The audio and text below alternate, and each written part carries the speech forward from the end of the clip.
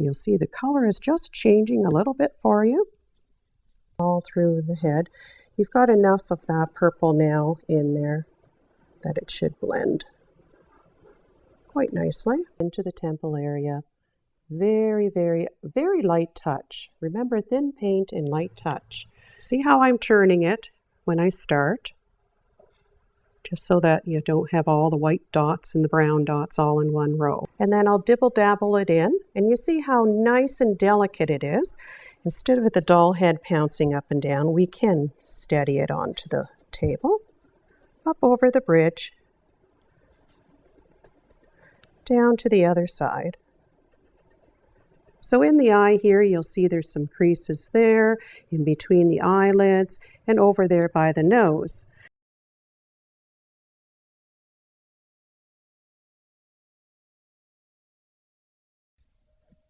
You can see how sticky it is, because you can see how I'm kind of pressing to get this color on here.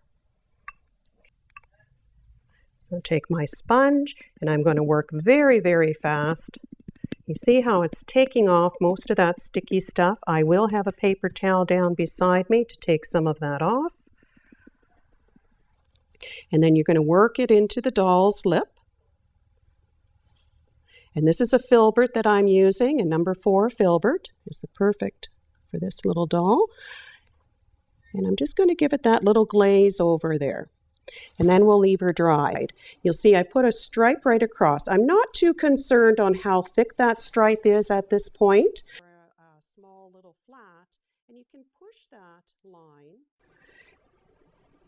And then we're just going to, your hair is then going to angle towards your right. And everywhere that little hair went, I'm going to run that toothpick through, and I'm going to clean it off once in a while. Brushes. So if I get a little bit of a thick stroke, I'm not going to worry about it. But the aim is to try and keep it as thin as you can. Just a nice, easy stroke. If you get a really long line like that, I tend to break it up. Just give it a little swirl. Continue doing this, and when I'm done, you're going to see it's just gotten back to a nice little brown hue. And you don't have to do a lot of these streaks, just a little in behind some of the dark ones, and it just picks up that hair and gives it that 3D dimension there.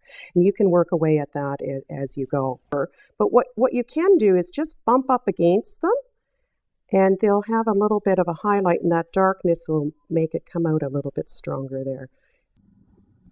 And I'm holding it, you'll notice, with my one hand, and I'll just bring it down. You can't see where that crease is, but you sure can feel where it is.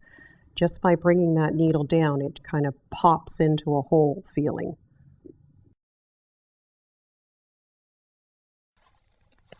And then pull. Remember, you're not going to tighten all the way up until you make sure your doll is right in place, and that groove is going to go right into that groove of that head. And I will hold it there just to make sure that happens, and then tighten for different. Okay, and then you've got your little baby all stuffed and ready to go. Snip off the ends, and she's ready to be dressed.